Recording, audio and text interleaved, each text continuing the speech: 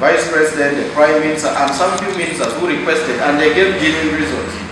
So once we come up with a position that the campaigns now henceforth will be joint, there will be no debate about it. The only issues will be now adjusting the days you take in a given sub-county. But also, the issues of logistics, it's only, I think, about the address system. Yeah. It's only about the address system. How people are going to sit and other things, that one there, when you pour water in a container, it will find its level. Campaign actually even makes more sense when people stand. So that one, there in those other venues, sometimes people organize a few shares for maybe the campaign, for the election officials. But other than that, we do not need much. If it is something to do with your fuel, you know how you will manage yourself. If it is security, we shall know how to manage it on our side. Victor, you forgot something? Yes. How encourage giving of money during campaigns. If you want to do it in a way we do not know. If a candidate captures you giving money and it is presented as evidence, the commission can easily disqualify you. Let us desist from giving money to candidates. Let us sell our issues. Those are things of facilitation and other things, you know how to do it with your agents. Thank you so much for coming. Other communications will come on your WhatsApp groups to keep you updated of any new development. I want to thank you all. I say all this for God and my country. First of all, I want to encourage the candidates. Please remain peaceful when you're in the field. Already we are receiving information of candidates attacking themselves in the field. Please, let's avoid that. Go and present what in your manifesto and you talk about it. Don't go and attack individuals. This is already happening. You are already colliding because you have not brought in your schedule for the campaigns. It is happening. And then the other thing is about the guideline in these joint campaigns. I know he has not given it, but he will give that. One thing, it is already there with them, but also about firearms. Some of you have bodyguards. You are not supposed to move with them because of what happened in Sembabule, where a voter was shot. So they are saying you should not move with them. And you are expected to attend this joint campaign. Even when you have spoken, you are supposed to remain there and listen to your opponent speaking. You are not supposed to move away. So let's take note of those ones and we do the thing peaceful. This is yet a family thing. There's no need of quarreling, attacking each other like the Aradis just said. You're attacking somebody, you're saying this so and so is a Malaya and so on. That is very wrong. So let us go to the real issues than attacking our character or individual witnesses. Thank you. As Arua District NRM Secretariat and Registrar, what have you people agreed with the candidates about the issue of joint campaigns? Yeah, first of all, I want to thank very much for the media for giving us this privilege to say at least 2 or 3 issues concerning about this joint campaign here. My name is Abele Julius, District Registrar Arua. Yeah, it's true, Commission has issued for us the joint campaign programs that right now we are implementing on the ground. Today we had our campaign. We had our meeting with the candidates, trying to harmonize the issues, how we can reach to our voters, right? Yes, to our voters, and how we can contact these campaigns or ours there. All of the candidates they have accepted to have a joint campaign, but we have a challenge that's trying to limit us to contact these joint campaigns because of the facilitation that was not yet given to us from the Commission. So how are you going to handle this based on the fact that the Commission is supposed to be the one to have the logistics, especially the system and the providing the platform? Yeah, it's really very hard because without facilitation we cannot move to those places, because everything needs now accommodations, especially like for the transportation and the PS public addressing system. All those things needs what facilitation. But we are trying to see how we can come up with a good solution with this candidates. If at all they provide us some platform that we can engage our joint campaigns, it will be fair. What are the do's and don'ts of this joint campaign? What are things that candidates are not supposed to do and things that they're supposed to do? Sure, there are a lot of things that we don't expect from these candidates. One, moving with the other accessories like, what do we call this one? Open, is it? Guns?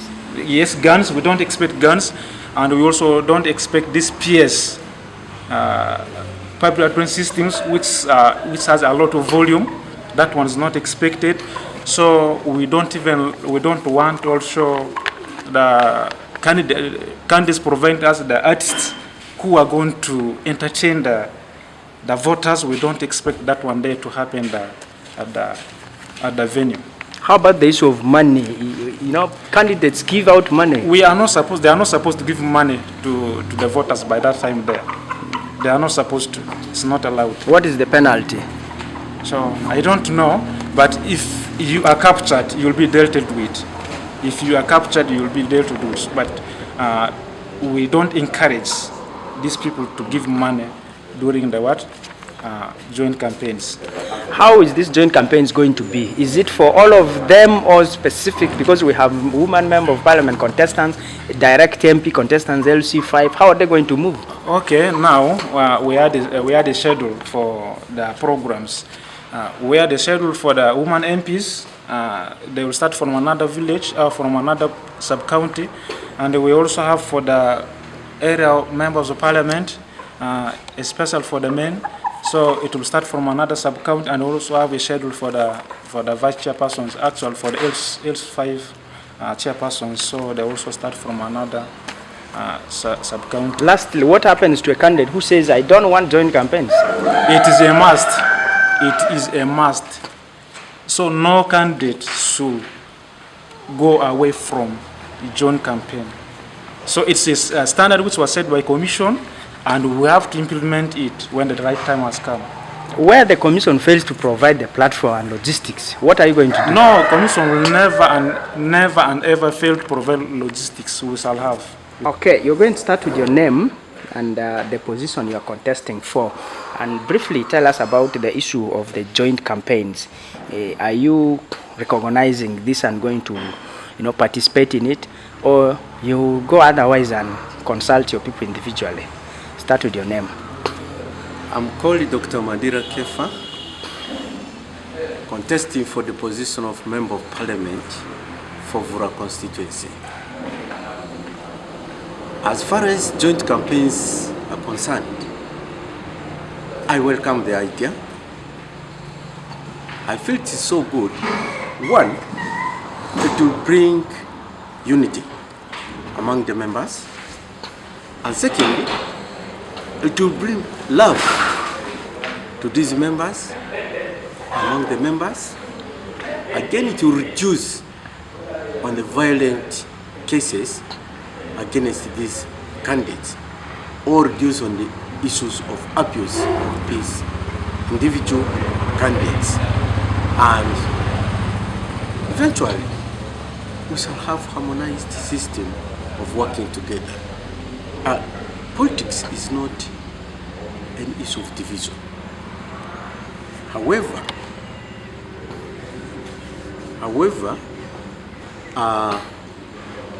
my only concern is the meeting which has just ended. Some candidates were not available. Possibly, we may get problems there, but otherwise, I am interested in that joint campaign. Are you convinced that you people have already lost 2 days, yet the party should have organized this earlier, like other districts started yesterday? The logistical issues are still yet to be done. Yeah, however, though we have lost those days, I'm sure with the harmonization, we shall have a bigger part. Because, for example, we took Logri South to have like 9 venues, and they have chosen 3 days for that. And there are 9 venues. I'm sure we have captured most of the people we need in that Logri South. So the way they have drafted the schedule is in such a way that it benefits all the candidates who are contesting for various positions in the current elections. There are do's and don'ts of this campaign. 1, you are not supposed to give money to electorates. 2, you are not supposed to move with guns. You are not supposed to, attack personalities, but present your issues. What has been your observation on the ground, and how can the Secretariat handle some of these nitty-gritties? As far as I'm concerned, and other few candidates are concerned, there has been no case of violence. For example, I even move with some of them. You may find they are moving in front, I move behind, they move in front, or I move in front, they move behind me. We stop and greet each other. Where are you going? We ask. Say, I'm going to this place, we're going to this place. So it is so interesting and good if we're to do joint campaigns. And then the issue of giving out money, obviously the law does not allow giving out money to the voters. And then the use of firearms, it is also not allowed, because we're human beings, we're emotional.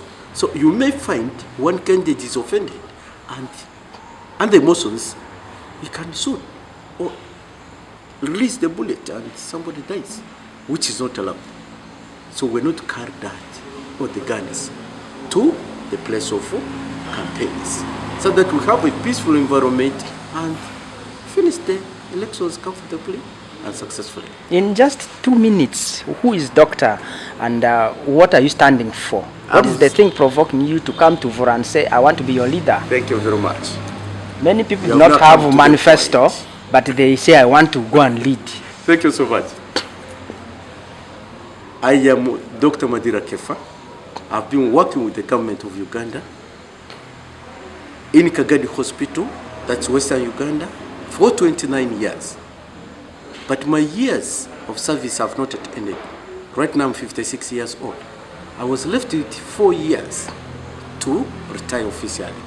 But because of the issues we're facing in Vura, yes, because of those issues, I've come to stand. For example, look at education. Last year, Vura or Arua district got only 1 first grade child in P7. The government school. It is so painful. Where shall we get the future leaders from? Now, how shall we improve the education standard in our district as leaders and other stakeholders? Look at health. The health services of this district, they are of poor quality. The health centers are few, okay? We have few health workers. The drugs are scarce. And people are suffering moving to most of these health services. So those are the few I can mention. Even things like electricity. You can see electricity in our place, it's not there. You only see some of them, you see poles, but otherwise people don't even have the electricity in their houses.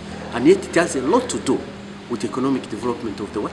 Of the place. So what are you going to do to improve education performance, to have better health facilities, and ensure people are connected to power? Very good. 1, we the leaders of Vura or Arua district should be united. If we're not united, we cannot work together and develop the place. 2, we should be in love with each other. We should work together. We should be able to sit together as colleagues. LC5 plus the MPs plus other local leaders should work together such that we improve the situation of our district. I alone cannot work alone, but I need to work with other people so that we develop the constituency in various aspects. My name is Rako David Victor Dale, aspiring candidate for Vura constituency. you've asked me about the joint campaign. Really, much as it is the requirement by NRM government and the Electoral Commission of NRM, I don't think it will really successfully work. Reason being, we have not yet gotten assurance of facilitation, and days are going. We made our individual schedules. We have shared with our various areas where we are going to have our rallies. Now it is going to disrupt us completely. So what are you going to do based on the fact that the party has not yet organized itself? We shall continue to follow our schedules. There's a concern of money in play, giving money to people in rallies, and the party says no. How are you people going to handle this? Much as the party says no, it is already in the system. It is already the norm. When people gather around, they expect something. If you don't give, they say, this one is, they call different names, like in Lubara, they say, Dino Antoro. And for that sake, they end up not voting for you. But in my campaign strategy, the first thing before I present my manifesto, we first do a civic education. Why they vote for someone. Then I present my manifesto later on. What are the issues you're standing for in Vora as Member of Parliament? Okay, I may not air them out all because of time. Yeah, there could be priority issues, key ones. Yes. One, I support NRM, yes.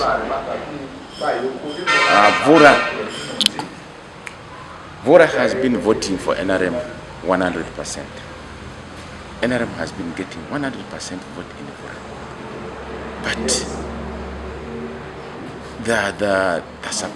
the services they give to our people is not commensurate to the votes our people give NRM.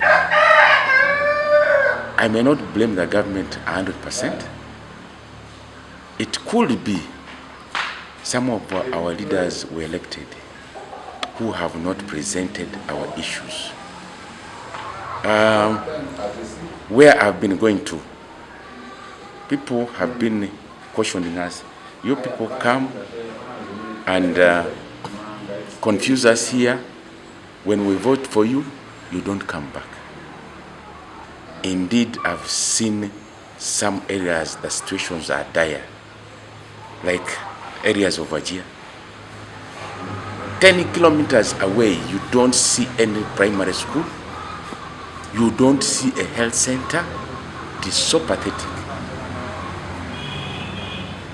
That's exactly why I'm asking. What are you standing for? What are you going to do for these kind of people? What are the issues you're standing for? If I'm elected, I will need to visit the entire Vora and see the challenges people have and present them on the floor of Parliament. And if need be, we can mobilize the respective ministry to come on the ground and see for themselves. In fact, if I manage to go to Parliament, I will introduce one thing. Parliament needs to have a projector where people present their issues and their life. You see it on a projector. Because at times when we just present them by word of mouth, people may not know how dire they are.